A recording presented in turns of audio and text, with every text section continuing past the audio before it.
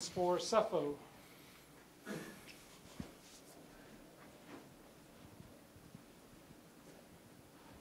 Sefo, I know you guys went into last week's game hoping to get the offense back on track. Mission accomplished?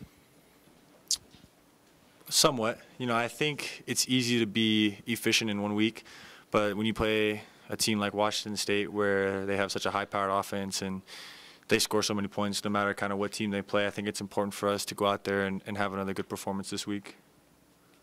How are you doing physically? You took a ton of big hits there in that game. How's your body doing? Good, good. I feel probably the best I felt all year. To be able to have the facility and the trainers that we do and be able to rehab whenever I want basically is a great feeling, and I feel good. I'm ready to go for this week.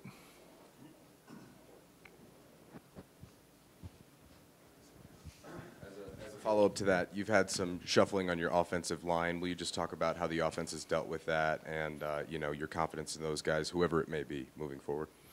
Yeah, definitely. Especially last week, I think there was 3 different guys that kind of got hurt, kind of switched in and out, and for those guys that came in to step up and basically have no drop off is great to see. It hasn't been that way in the past, and to be able to have that much depth is really there's a lot of confidence in my O-line basically right now, especially with the run game and the pass game and all that they do. They don't get enough credit for what they do, and so it's just really inspiring for me to see those guys just come in.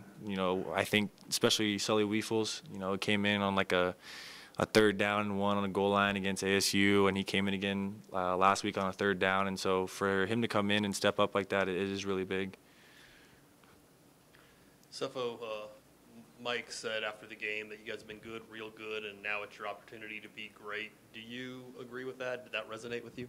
Yeah, definitely. I think that we've done something, but I don't think we've done anything really. I think that a lot of people haven't had high expectations for us this year, but in this building, in the locker room, we've had very high goals for ourselves, and so we've done very well up to this point. We wish we could have done better, but 8-2 is a good spot to sit at, and we've got 2 very important games and 1 very good opponent coming in this week in WSU, and so we've got to do everything in our power to be prepared and to go out there and basically play for a Pac-12 championship, because if we lose this game, then basically everything is in our hands right now, and if we let it go, then who knows what will happen. So you guys have had the goal all along, but now that you're in place to do it, is there any difference in terms of the intensity from the coaches, the preparation, the way they're challenging you guys, anything like that? Is there anything different now that the goal's right there and you're actually in place to do it? I don't think so. I think we've been trying to play at a high level all year, that there's not much more. Obviously, you can yell a little more and you can be a little more intense, but I think for the most part, each and every week that we've went into, we've had very intense practices. If Chev has something on his mind, he'll let us know. If Lindgren, if we do something wrong in practice, Lindgren will make sure that we know that what check to make, or what look isn't good for what play, and so we've been very focused throughout these weeks. I know we always haven't gotten the results we've wanted, even if we've won. But it's just another game. It's another game that I'd like to treat as a championship game, and everyone else just wants to create a little bit bigger press about it now. So if I know you weren't going to let Jimmy forget about getting juked in Arizona Stadium, and as you said, leaving his ankles on the ground. But another captain here is a guy you're close to. What can you just say about his progression this year? And Ryan mentioned a lot of it has to do with how well the defense now understands what it's doing, and so a lot of those other pieces help him succeed. Mm-hmm. But for him individually, how he's become a pass rusher and you seeing that position from your side, what can you say about his evolution?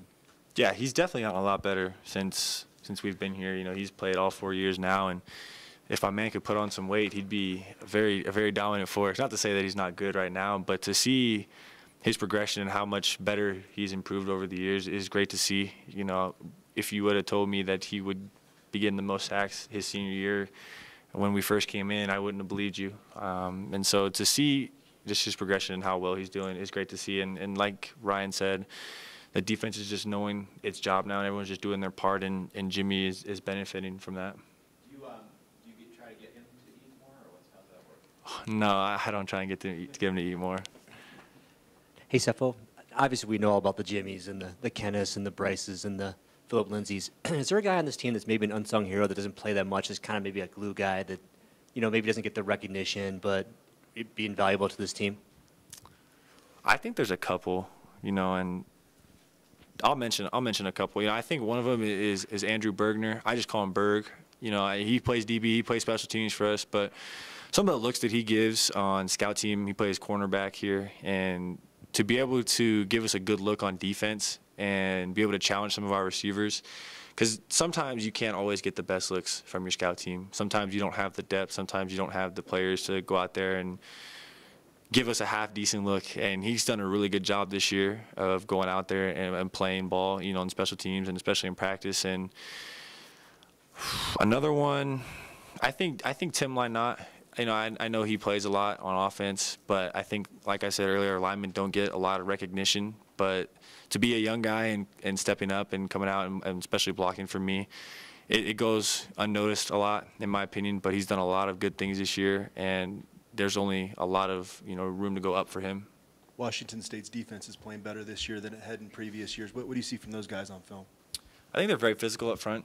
They've got a lot of activity going on. They like to do a lot of stemming, shifting on their front four linemen, and sometimes they'll play an Okie front. But they've got basically, there's sometimes where you can really pick on someone, in a defense. But with this Washington State defense, they're just sound all around. And so we've just got to be consistent throughout the whole game. And it's going to be back and forth. No one's going to blow each other out.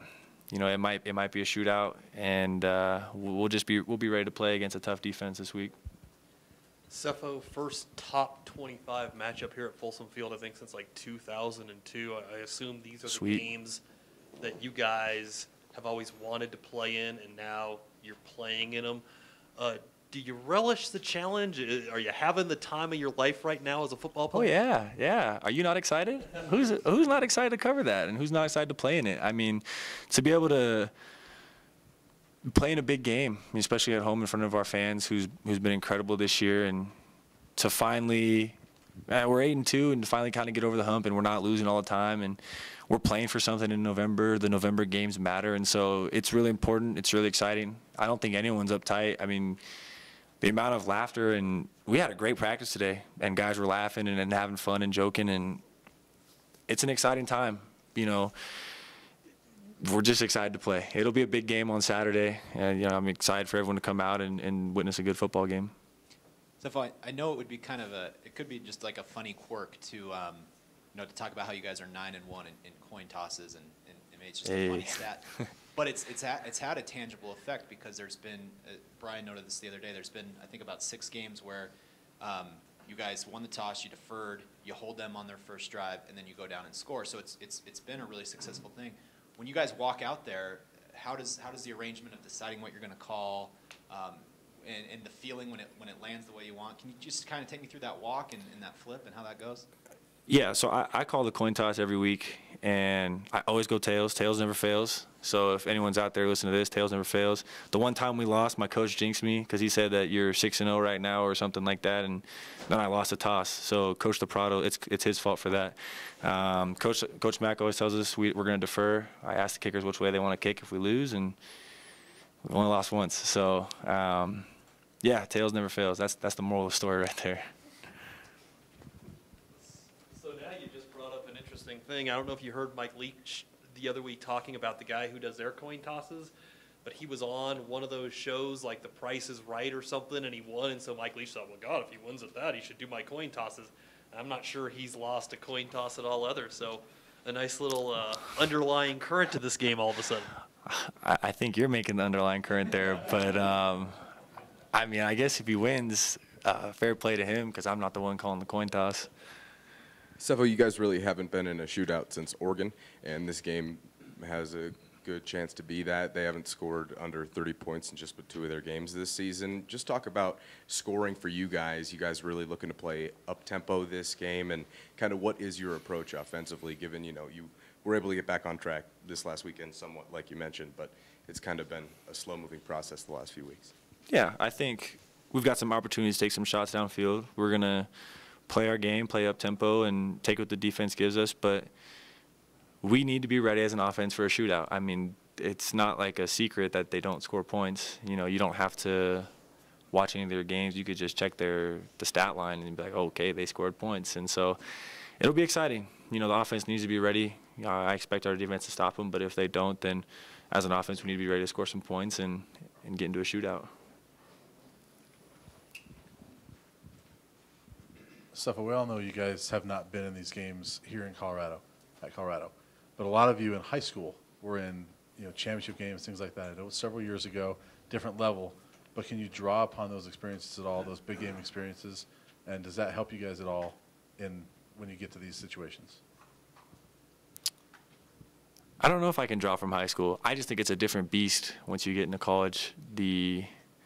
I don't know, the linemen are bigger, the guys are faster. It's just a little different. But I think what we can draw on is the close games that we've been in the past through these last 3 years. And yes, they haven't gone our way, but I think it's helped shaped us in that if it's not going our way in a close game, we're not going to back down. We're not going to be scared or worried about anything. We'll just continue to play and continue to give everything until the last whistle and that last tick, because anything can happen in a game. And this is just another big game, and we're all excited to play in it. One last question for Sefo. Thanks, guys. Thank you.